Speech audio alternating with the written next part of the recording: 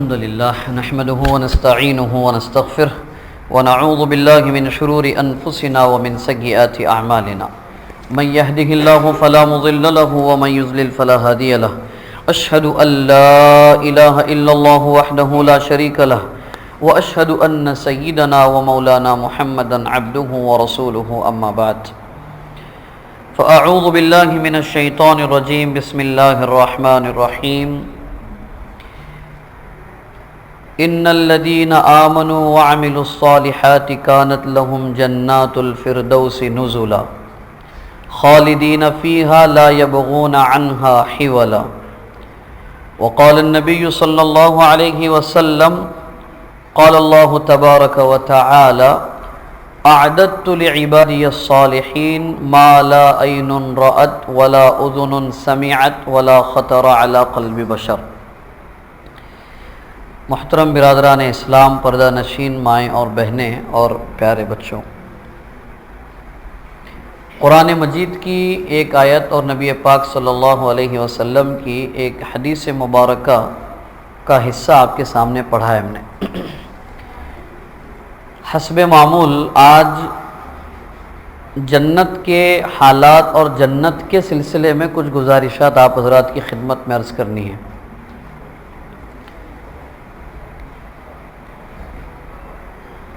جنت اور جہنم، جس کو ملکی زبان میں سورگ اور نرک سے یاد کیا جاتا ہے، ان کی حقیقت کیا ہے؟ پہلی چیز، اور دنیا میں اس کا حصول یعنی جنت حاصل کرنا اور جہنم سے بچنا، اس کے لیے انسان کو موجودہ زندگی میں کیا کرنا چاہیے؟ دنیا میں کوئی بھی انسان آپ لے لیجئے، چاہے وہ مومن ہو چاہے اللہ کا نہ ماننے والا ہو، پڑھا لکھا ہو نہ پڑھا لکھا ہو، مرد ہو عورت ہو، ہر انسان کی دلی خواہش اور تمنا یہ ہوتی ہے کہ وہ جو بھی اچھا کام کرے اس پر اس کی تعریف کی جائے، یہ اس کی فطرت میں شامل ہے۔ کوئی بھی کام، وہ دینی بھی ہو سکتا ہے، دنیاوی بھی ہو سکتا ہے، کاروبار کا بھی ہو سکتا ہے، اچھا کام کیا تو اس کی تعریف کی جائے، اس طرح اس کا مزاج ہے، کیا جانا چاہیے، اور اس کا بدلہ بھی اس کو ملے، یہ اس کی امید ہوتی ہے۔ میں نے کوئی اچھا کام کیا تو مجھے اس کا اچھا بدلہ، اچھا فائدہ ملنا چاہیے۔ یہ ایک عام انسانی فطرت ہے، اس میں مذہب کو، جنس کو، جگہ کو کوئی دخل نہیں ہے۔ یعنی کسی مذہب کا ماننے والا ہوگا، یہ بات صرف مردوں میں پائی جاتی ہے، عورتوں میں نہیں ہے، ایسا نہیں ہے، عورتوں میں پائی جاتی ہے، مردوں میں نہیں ہے، ایسا نہیں ہے۔ چھوٹا بڑا ہر آدمی، اس ملک کا رہنے والا، کسی اور ملک کا رہنے والا، اچھا کام کیا تو اس کا بدلہ اسے ملنا چاہیے۔ ایک تو یہ ہے۔ دوسرا، آدمی دنیا میں اچھے کام کرے اور برے کام سے رکے۔ کیوں؟ بہت سارے لوگ بولتے ہیں وہی سچ بولنا چاہیے، تو بولے کیوں سچ بولنے کا ہے؟ جھوٹ بولیں گے ہم؟ کوئی غلط کام نہیں ہونا چاہیے، لوگوں کو دھوکہ نہیں دینا چاہیے۔ وہ کیوں نہیں دینے کا دھوکہ؟ یعنی ایک آدمی اگر نیکی کرے تو کیوں کرے وہ، اور انسان برائی سے بچے تو کیوں بچے؟ اس کی وجہ کیا ہے؟ تو اس کی وجہ یہی ہے کہ اسے اس کے ہر عمل کے بدلے کے بارے میں متوجہ کیا جائے۔ نیک عمل کرو گے تو اس کا بدلہ یہ ملے گا، اگر برائی کرو گے تو اس کا بدلہ یہ ملے گا۔ اسی لیے شروع میں، آج سے تقریباً 2.5-3 مہینے پہلے جب یہ سلسلہ شروع کیا تھا ہم نے، اس وقت بھی آپ کی خدمت میں ایک بات رکھی تھی ہم نے۔ آخرت کا تصور بالکل سائنٹیفک تصور ہے، سائنٹیفک کانسیپٹ ہے۔ دنیا میں بھلائی عام ہونا چاہیے، تو لوگ بولیں کہ بھلائی کر کے ہم کو ملے گا کیا؟ میں نے 10 روپیہ کسی بندے کو صدقہ دیا، دان دیا، تو اس کا مجھے بینیفٹ کیا ہے؟ آدمی تو دنیا میں رہتے ہوئے ماحول کے اثر کی وجہ سے سیلفش ہو گیا، خود غرض ہو گیا. وہ غریب کی مدد کر کے بھی اپنا فائدہ چاہتا ہے کہ میرا فائدہ کیا ہے اس میں، یا دنیا میں کوئی میں نیک عمل کروں، کوئی اچھا کام کروں تو میرا فائدہ کیا؟ اللہ تعالیٰ تصور آخرت کے ذریعے سے اس کا جواب دے رہے، تیرا فائدہ یہ ہے جنت کی شکل میں. سمجھ رہے آپ بات؟ اچھا، اگر میں کوئی برائی کروں گا، کوئی گناہ کا کام کروں گا تو کیا ہوگا میرے ساتھ؟ یعنی اس کو کیا کہتے ہیں، ایک غلطی کر کے اس پر فخر. میں جھوٹ بولتا ہوں، کون کیا کرے گا میرا؟ یعنی ہمارے شولہ پور کی زبان میں عام طور پہ لوگ بولتے ہیں نا، کون کیا بگاڑتا دیکھیں گے میرا. اس کا اللہ تعالیٰ جواب دے رہے جہنم کی وارننگ کی شکل میں. سمجھ رہے ہیں آپ بات؟ ٹھیک ہے، یہ انسان ہونے کے ناطے سے تمہارا مزاج ایسا بن گیا ہے. ارے میں تو اکیلے میں یہاں پہ کوئی غلط کام کر رہا ہوں، مثال کے طور پہ گٹکا کھا رہا ہوں، ماوا کھا رہا ہوں، سگریٹ پی رہا ہوں، کوئی غلط چیز دیکھ رہا ہوں، کون کیا بگاڑے گا میرا؟ تو اللہ تعالیٰ اس کا جواب دے رہے ہیں کہ اس کا کیا بگاڑے گا؟ تمہارا سب کچھ بگاڑ جائے گا، ہر جسم کا ہر عضو بگاڑ دیا جائے گا. وہ جہنم کے بیان میں اس کا تذکرہ ہے سب، کہ اللہ تعالیٰ ایک جہنم میں لے جانے والے اعمال کرنے والے بندے کو، جس کا فیصلہ جہنم میں کر دیا جائے گا، جہنم میں اس کے ساتھ کیا سلوک ہوگا، وہ اگر زندگی ہماری رکھی تو وہ اگلے کسی خطبے میں بات کریں، اور جنت کے سلسلے میں بات کرنی ہے. تو اس لیے جنت اور جہنم کا تصور بہت ضروری ہے. اچھا، دوسری اس کے بعد تیسری بات، آپ مجھے بتائیے، ہم میں سے جو احباب جن کو اللہ نے سوجھ بوجھ دی ہے، عقل دی ہے، سمجھ دی ہے، علم دیا ہے، معمولی 5 روپے کی یا 10 روپے کی یا اس سے کچھ کم زیادہ کی کوئی چیز جس کا ہمیں شوق ہے، اس کو حاصل کرنے کے لیے کتنی کوشش کرتے ہیں ہم لوگ. مثال کے طور پہ کسی کو چائے کی طلب ہے تو چائے پینے کے لیے کچھ نہ کچھ ترتیب بنا کے وہ چائے پینے کا انتظام کر لے گا.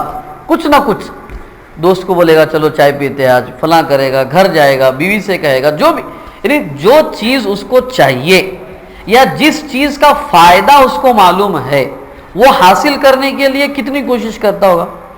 کیا خیال ہے جنت کے بارے میں ہمارا؟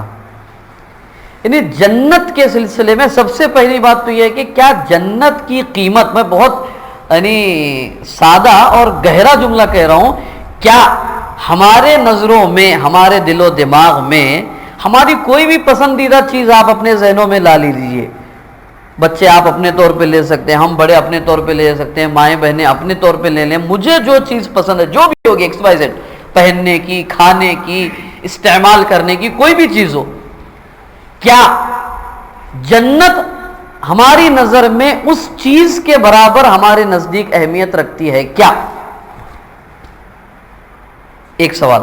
دوسرا، اگر رکھتی ہے تو اس چیز کو جو ہمیں پسند ہے اس کو حاصل کرنے کے لیے جو کوشش ہم کرتے ہیں، کیا ہم اتنی کوشش جنت کے حصول کے لیے، اس کو حاصل کرنے کے لیے کرتے ہیں؟ نمبر 3، وہ چیز جو ہمیں پسند ہے، وہ چیز کے دور ہونے یا نہ ملنے کے افسوس اور فکر اور غم میں ہم جو پریشان ہوتے ہیں، کیا جنت کے نہ ملنے کے سلسلے میں ہمیں کبھی اتنی پریشانی ہوئی کیا؟ سب کا جواب نام ہے. وجہ کیا ہے؟ جنت کیا ہے اس سلسلے میں کوئی گفتگو کی ہی نہیں ہم نے. لے دے کر کے 3-4 باتیں ہمارے دماغ میں ہیں. جنت میں نہریں ہوں گی، جنت میں حوریں ہوں گی، جنت میں پھل فروٹ کھانا پانی ہوگا. بس دماغوں میں یہ آتا ہے کہ یہ سب چیزیں تو یہاں بھی ہے. سمجھ رہے نا؟ یہ ساری چیزیں جو بتائی جا رہی ہے وہ تو یہاں بھی ہے. پھر جنت کے لیے صبح میں اٹھ کر کے نماز کو جانے کی کیا ضرورت ہے صاحب؟ تھوڑے سے پیسے ڈال کر کے اگر مہابلیشور گئے تو ہو گیا. کسی ٹورسٹ پلیس پہ جا کر کے وزٹ کر کے آ گئے کافی ہے. تو جنت کے لیے محنت کرنے کی کیا ضرورت؟ سمجھ رہے ہیں آپ بات؟ تو جنت کی اہمیت اور حقیقت کیا ہے یہ اصل میں ہم لوگوں کو معلوم ہونا ضروری ہے.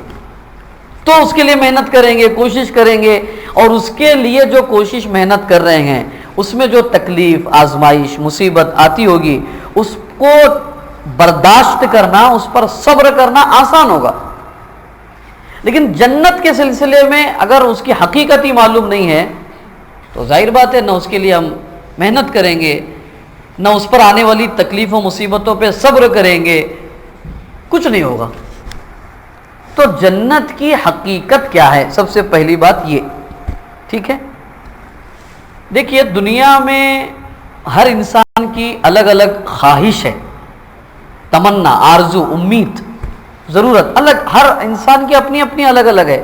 لیکن 4 چیزیں ایسی ہیں جو ہر انسان میں پائی جاتی ہیں. نمبر 1 گھر, نمبر 2 رزق, روزی روٹی, نمبر 3 اس کی جنسی خواہشات, اور نمبر 4 یہ سب چیزوں سے فائدہ اٹھانے کے لیے صحت اور تندرستی. یہ ہر انسان کی خواہش اور ضرورت ہے, ہر انسان کی. اچھے سے اچھا گھر ہونا چاہیے, اچھے سے اچھا کھانا ہونا چاہیے, ضرورت کی چیزیں اچھی سے بہتر ہونی چاہیے, پہننا, اوڑھنا, استعمال سب. اور یہ سب استعمال کرنے کے لیے صحت ضروری ہے. سمجھ رہے ہیں؟ رتن ٹاٹا جانتے ہیں آپ؟ بڑے لوگ جانتے ہوں گے. یہ ٹاٹا کمپنی جو ہے ملک میں, اس کے بڑے لوگوں میں سے ایک آدمی ہے. وہ 20 سال ہو گیا آج تک شکر کا ایک کھڑا منہ میں نہیں رکھ پایا. ٹاٹا کی جتنی بھی کمپنی اور پروڈکٹس ہے وہ سب کا تھوڑے میں مالک ہے وہ بندہ, لیکن 20 سال ہو گئے شکر کا ایک کھڑا اس نے زبان پہ نہیں رکھا. یہ اس کی زبان ہی ہے. سمجھ رہے ہیں؟ صحت سب ہے اس کے پاس, ساری چیزیں, دنیا کی ہر نعمت اس کے پاس ہے. تیسرے یا چوتھے نمبر کا مالدار آدمی ہے دنیا کا وہ, لیکن نہیں ہے صحت. یہ 4 چیزیں, یہ 4 چیزوں کے سلسلے میں قرآن مجید میں اللہ تبارک و تعالیٰ ارشاد فرماتے ہیں کہ جنت میں ایسے محلات اور ایسے مکانات اہل جنت کو دیے جائیں گے جس کی وسعت, چوڑائی, لمبائی, چوڑائی, بڑائی, اونچائی آسمان اور زمین سے زیادہ بڑی. سمجھ رہے ہیں آپ بات؟ آسمان اور زمین سے زیادہ اونچائی, بڑائی, چوڑائی. کھانے کے لیے وہ ساری چیزیں ہیں جو دنیا میں کبھی دیکھی نہ ہوگی نہ سنی ہوگی.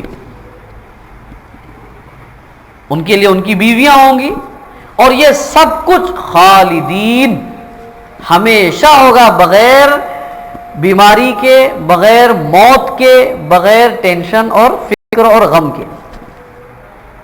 جنت کا ایک تعارف.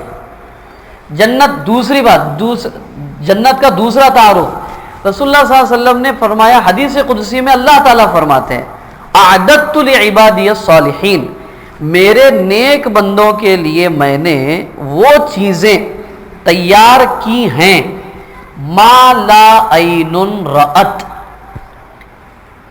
آدم علیہ السلام سے لے کر قیامت تک آنے والا آخری انسان,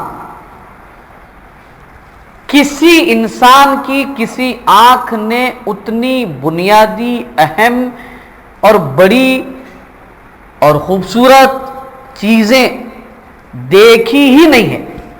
مطلب کیا ہوا اس کا؟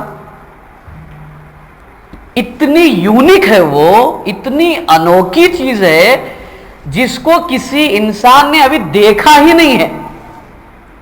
ایک ولا اذن سمعت, کسی کان نے اس کے بارے میں چرچا بھی نہیں سنی ہے. دیکھو کچھ چیزیں وہ ہوتی ہے جو دیکھ کر کے ہم معلوم کر سکتے ہیں, اور کچھ چیزیں وہ ہوتی ہے جو ہم نہیں دیکھ نہیں سکتے, اس کے بارے میں سن تو سکتے ہیں. بہت ساری چیزیں دنیا میں ایسی ہیں جو ہم نے دیکھا نہیں ہے آنکھ سے، لیکن سن کر کے اس کی اہمیت معلوم ہوتی ہے. تو اللہ تعالیٰ فرماتے ہیں دیکھنا بھی دور کی بات ہے، سنا بھی نہیں ہے کسی نے کہ ایسی چیز ہوگی. آگے اس سے اور آگے بات بنے وَلَا خَطَرَ عَلَىٰ قَلْبِ بَشَرٍ. دیکھنا سننا بھی تو دور کی بات ہو گئی، کسی کے دل و دماغ میں اس کا خیال بھی نہیں گزرا ہے کہ وہ چیز ایسی ہوگی. وہ چیزیں ہم نے اپنے نیک بندوں کے لیے تیار کر رکھی ہیں.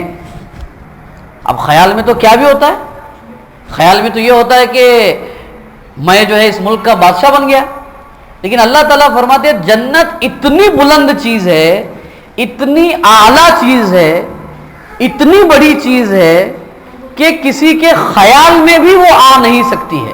جبکہ خیال کے لیے کوئی اسپیس نہیں ہے، خیال کے لیے کوئی حد نہیں ہے، لامحدود ہے. خیال تو کچھ بھی آ سکتا ہے، لیکن خیال میں بھی جنت نہیں آ سکتی، اتنی بڑی چیز ہے. تو کیا چیز ہوگی وہ؟ یہ ہو گیا جنت کا دوسرا تعارف. جنت کا تیسرا تعارف خود اللہ تبارک و تعالیٰ فرما رہے ہیں سارعوا الی مغفرۃ من ربکم وجنہ. یہ بہت اہم بات ہے جنت کے بارے میں، یعنی جنت کی اہمیت اور جنت کا تعارف اللہ تعالیٰ کہہ رہے ہیں دوڑو اس اللہ اپنے رب کی اس مغفرت اور جنت کی طرف، الی مغفرۃ من ربکم وجنۃ ارضھا کعرض السماوات والارض. اس جنت کی طرف جس کی چوڑائی، دو باتیں اس میں، زمین سے آسمان کے برابر ہے یا آسمان کا جتنا لینتھ ہے اتنا ہے. سمجھ رہے ہیں آپ بات کو؟ اچھا جنت کی اہمیت کے بارے میں کیا بات ہے؟ یہ تو تعارف ہو گیا جنت کا. جنت کی اہمیت کے بارے میں دو باتیں ہیں. نمبر ایک، ظاہر بات ہے جو بلانے والا آدمی ہوتا ہے نا، اگر کسی پروگرام میں ہمارے ملنے جلنے والوں میں سے کسی آدمی نے ہم کو بلایا کہ بھئی ایک پروگرام رکھا ہوا آپ آئیے، تو اس دعوت کو قبول کرنے کا انداز الگ ہوتا ہے. ہمارا کوئی رشتہ دار ہم کو بلائے دعوت میں، اس کو قبول کرنے کا انداز الگ ہوتا ہے. کوئی بہت مالدار قسم کا آدمی ہے، کوئی بڑا عہدے منصب والا آدمی ہے، وہ ہم کو کسی فنکشن میں دعوت دے، اس کی دعوت قبول کرنے کا انداز ہمارا الگ ہوتا ہے. سمجھ لیجئے کسی ملک کے بادشاہ نے ہمیں کسی پروگرام میں بلایا ہو، وہ دعوت قبول کرنے کا انداز کیا ہوگا؟ الگ ہوگا. جنت کی اہمیت یہ ہے، اللہ تبارک و تعالیٰ قرآن مجید میں فرماتے ہیں واللہ یدعو الی دار السلام. اللہ تعالیٰ اپنے بندوں کو سلامتی والے گھر جنت کی طرف دعوت دیتا ہے. یعنی جس جگہ کی طرف اللہ تعالیٰ دعوت دے اس جگہ کا اندازہ لگا لیجیے آپ کیا جگہ ہوگی وہ. سمجھ رہے ہیں آپ بات کو؟ یعنی جس جگہ کی طرف اللہ تعالیٰ کہہ رہے کہ تم سب کو یہاں پہ آنا چاہیے اور میں تمہیں انوائٹ کرتا ہوں، میں تمہیں انویٹیشن دے رہا ہوں، میں تمہیں نمنترن دے رہا ہوں کہ تم آؤ سلامتی کے گھر کی طرف، جنت کی طرف. اور دوسری طرف اللہ تعالیٰ ایک تو دعوت دے رہے، اور کسی بھی دعوت میں آپ وہ جملہ نہیں سنیں گے جو اللہ تعالیٰ اس آیت میں کہہ رہے ہیں. دعوت کے بعد دعوت کی آیت الگ ہے، لیکن اور یہ جو آیت میں کہہ رہا ہوں یہ الگ آیت دوسری ہے، لیکن اس کا دونوں کی منزل ایک ہے. اللہ تعالیٰ دعوت، پہلے تو دعوت دے رہے ہیں کہ اللہ دعوت دیتا ہے سلامتی والے گھر جنت کی طرف، ایک. دوسرا دعوت کے بعد اللہ تعالیٰ ایک اور ورڈ استعمال کر رہے جو کسی بھی دعوت نامے میں آپ نے آج تک نہیں دیکھا نہ ہوگا، نہ سنا ہوگا، نہ پڑھا ہوگا آپ نے. کیا؟ دوڑ کر آؤ. سمجھ لیں آپ نے کسی انویٹیشن کارڈ میں دیکھا کہ بھئی یہ فلاں 11 بجے دعوت ہے تو دوڑتے آنا، فوراً آنا، جلدی آنا. ایک تو اللہ دعوت دے رہے جنت کی طرف، یہ اس کی اہمیت، اور اللہ تعالیٰ دوسری اس کی اہمیت کو سمجھانے کے لیے سارعوا، سپیڈ سے آؤ جنت کی طرف. تو کیا اہمیت والی بات ہوگی جس کو اللہ تعالیٰ کہہ رہے کہ ہری اب جلدی کرو، جنت کے لیے جلدی کرو. اور دنیا کے سلسلے میں اللہ تبارک و تعالیٰ کا معاملہ ہے، دنیا میں جو ہم لوگ کام کرتے ہیں اس کے بارے میں اللہ تعالیٰ فَمْشُوا فِي مَنَاكِبِهَا وَكُلُوا مِن رِزْقِهِ. دنیا میں جو ہم نے تمہارے روزی روٹی کے جو انتظامات کیے ہوئے ہیں وہاں سے روزی روٹی حاصل کرنے کے لیے چلو پھرو، کوشش کرو. یہ اللہ کا جملہ ہے. اور جنت والے اعمال کے سلسلے میں کیا ہے؟ سارعو، دوڑو. نارمل رفتار سے نہیں چلنا جنت کے عمل کی طرف. جنت والے اعمال کے لیے نارمل رفتار سے نہیں چلنا، دوڑ کے چلنا. اور ہم کیا بولتے ہیں؟ ہم کو جیسے ٹائم ملے گا ہم ویسا کرنے والے. کیسا ملے گی جنت؟ سمجھ رہے ہیں آپ بات کو؟ یہ جنت کا تعارف کروا رہے ہیں ہم. اچھا، جنت کے سلسلے میں ایک تعارف میں ایک اور بات یہ ہے جو ہم نے کئی مرتبہ سنی ہوگی کہ جنت کے 8 دروازے. یہ صحیح روایت ہے. ابھی یہ ایک دروازہ ہے، یہ ایک دروازہ ہے، یہ دونوں میں تقریباً ایک 15 سے 20 فٹ کا فاصلہ ہے یہ ہمارے یہاں کا. اب ہم مسجد نبوی گئے تھے، وہ 2 دروازوں کے بیچ میں کافی لمبے فاصلے. نبی کریم صلی اللہ علیہ وسلم فرما رہے، مثال دے کے آپ نے فرمایا جنت کے 8 دروازے ہیں اور ہر 2 دروازے کے بیچ کا فاصلہ تقریباً 15,000 کلومیٹر کا ہوگا. یہ سمجھانے کے لیے ہے، اس سے آگے کی بات ہے. 8,000 یعنی 8 دروازے. اگر 8 کو اگر ملٹیپلائی کریں گے اگر 20 میں تو پتہ نہیں کتنا ہوگا، جو بھی ہوگا. 8 دروازے. یہ تو سمجھانے کے لیے کہا. لوگوں نے کہا کہ ایسی جنت ہے؟ آپ علیہ الصلوۃ والسلام نے آگے ایک بات فرمائی کہ یہ تو ہو گیا جنت کی کا ایک مختصر تعارف ہو گیا. اب دنیا کے سلسلے میں کیا ہے؟ اللہ کے نبی فرماتے ہیں حفت الجنت بالمکارہ. اتنی عظیم جنت ہے لیکن یہ جنت کے اوپر آزمائشوں کا، تکلیفوں کا، مصیبتوں کا، کٹھنائیوں کا پردہ ڈالا ہوا ہے. سمجھ رہے آپ؟ اتنی عظیم جنت. اور جنت کے ایک تعارف میں بات جو بتائی گئی ہے وہ میرے ذہن سے رہ گئی. لا خوف علیہم ولا هم یحزنون. ایسی جگہ جہاں پر کسی قسم کا ڈر نہیں، کسی قسم کی فکر اور ٹینشن اور غم نہیں. اور ایک تعارف وَلَكُمْ فِيهَا مَا تَشْتَهِي أَنفُسُكُمْ وَلَكُمْ فِيهَا مَا تَدَّعُونَ. جنت وہ جگہ ہے جہاں پر، کیا عجیب بات ہے اللہ تعالیٰ کی، پہلے وہ بات کہہ رہے ہیں جو دنیا میں امپاسبل سمجھی جاتی ہے، اللہ تعالیٰ پہلے اس کو ذکر کر رہے ہیں. جو تمہارا دل چاہے گا وہ وہاں پر ملے گا. پہلی یہ بات. آج ہو ہی نہیں سکتا کہ میں یہاں بیٹھوں، میرا دل چاہے کہ فلاں مجھے ہونا ہے اور وہ چیز مجھے مل جائے. امپاسبل ہے اس دنیا میں. اللہ تعالیٰ اس کو پہلے بیان کر رہے ہیں. اور جو عام طور پہ ہمارے یہاں پر جو رواج ہے اس کو 2 نمبر پہ وَلَكُمْ فِيهَا مَا تَشْتَهِي أَنفُسُكُمْ وَلَكُمْ فِيهَا مَا تَدَّعُونَ. جو مانگو گے وہ بھی ملے گا. تو مانگنے کا معاملہ تو عام ہے، اس کو 2nd نمبر پہ. اور اس کی اسپیشلٹی بتانے کے لیے، جنت کی اہمیت بتانے کے لیے بتا رہے جنت وہ ہے جو تم یہاں پر امپاسبل سمجھتے ہو، everything is possible there. جنت وہ جگہ ہے جو جنت دنیا میں جو امپاسبل ہے جنت میں وہ ساری چیزیں پاسبل ہے. یہ ہو گیا جنت کا تعارف. لیکن جنت کو حاصل کرنے کے لیے کیا مسئلہ ہے؟ تو جنت اتنی اہم جنت ہے لیکن اس جنت کو آزمائشوں سے، تکلیفوں سے، مصیبتوں سے ڈھانک دیا گیا ہے، اس لیے لوگ اس طرف نہیں بڑھتے ہیں. وَحُفَّتِ النَّارُ بِالشَّهَوَاتِ. اور جہنم کو آسانی کے ساتھ، عیش و عشرت کے ساتھ، من چاہی زندگی کے ساتھ ڈھانک دیا گیا ہے. تو کہنے کا مطلب یہ جنت کا کور مشکل ہے، اندر کی چیز اہم ہے، یعنی سکون والی ہے. اور جہنم کا معاملہ اس کا کور دلکش ہے اور اس کی اندر کی چیز نقصان دہ اور تکلیف دہ اور دکھ اور دردوں سے بھری ہوئی ہے. آخر بات کہہ کے اپنی بات کو میں سمیٹ رہا ہوں. جنت میں کون لوگ جائیں گے؟ وہ تو لمبی فہرست ہے جنت میں لے جانے والی، یعنی کون سے اعمال. پہلی بات یہ جنت میں کیا نہیں ہوگا. سمجھ رہے؟ جنت میں کیا نہیں ہوگا. کیا ہوگا وہ تو سمجھ میں آ گیا، تھوڑا تھوڑا سمجھ.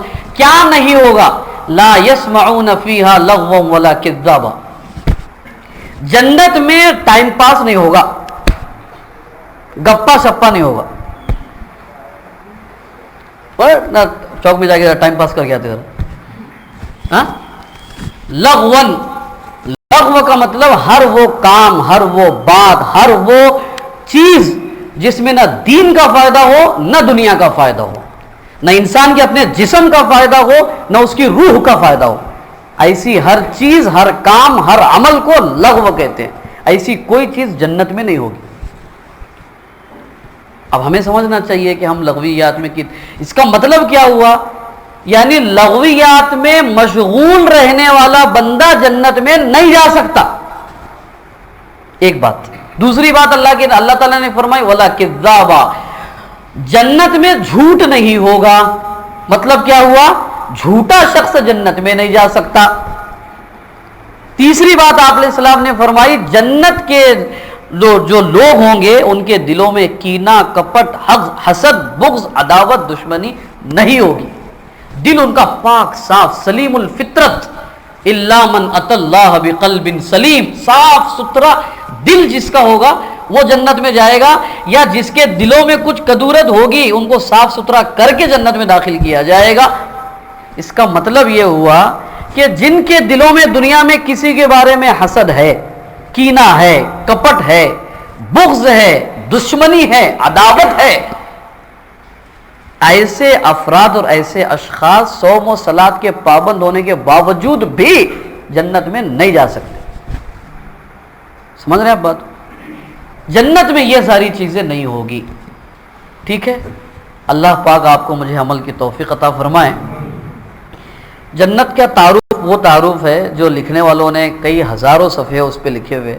اب اس کا ہم تعارف مختصر وقت میں اور مختصر الفاظ میں بیان کر نہیں سکتے تھے، پھر بھی اس کا کچھ حصہ اور اس کا کچھ نقشہ آپ کے سامنے ہم نے رکھا ہے. اگلے انشاءاللہ اگر جمعہ اگر ہماری زندگی رہی تو جنت میں لے جانے والے اعمال کیا ہے، کیا عمل ہے کہ جس کی وجہ سے آدمی جنت کا اپنے آپ کو حقدار بنا سکتا ہے. بہت چھوٹے آسان ہلکے پھلکے اعمال ہے. اب اتنی بڑی جنت، اتنی عظیم نعمت، اس کے لیے کیا کچھ نہیں کرنا پڑے گا. 500 روپے کے مولانا لیے ہم کو صبح سے لے کے شام تک پسینہ پسینہ ہونا پڑتا. ایسی جنت حاصل کرنے کے لیے کیا کرنا پڑے گا؟ تو وہ اعمال ایسے اعمال ہیں کہ ہم کو ایسا لگے گا کہ اتنی بڑی جنت اور عمل ایسے، اور وہ بھی عمل اگر ہم نہ کر پائیں تو پھر ہمیں اپنی قسمت کا رونا چاہیے. انشاءاللہ وہ اعمال جو جنت میں لے جانے والے ہیں اس پر کچھ گفتگو انشاءاللہ اگلے جمعہ اللہ نے زندگی رکھی تو بات کریں گے. اللہ پاک آپ کو مجھے جنت کی اس حقیقت، اہمیت اور تعارف کو سننے سمجھنے کے بعد اس کا شوق ہمارے دلوں میں پیدا فرمائے، اور اس کے حاصل کرنے کے لیے جو اعمال اور شرائط اللہ تعالیٰ نے بتائے ہیں اس پر آپ کو مجھے عمل پیرا ہونے کی توفیق عطا فرمائے. اقول قولی ھذا استغفر اللہ لی ولکم ولسائر المسلمین فاستغفروا انہ هو الغفور الرحیم. اللہم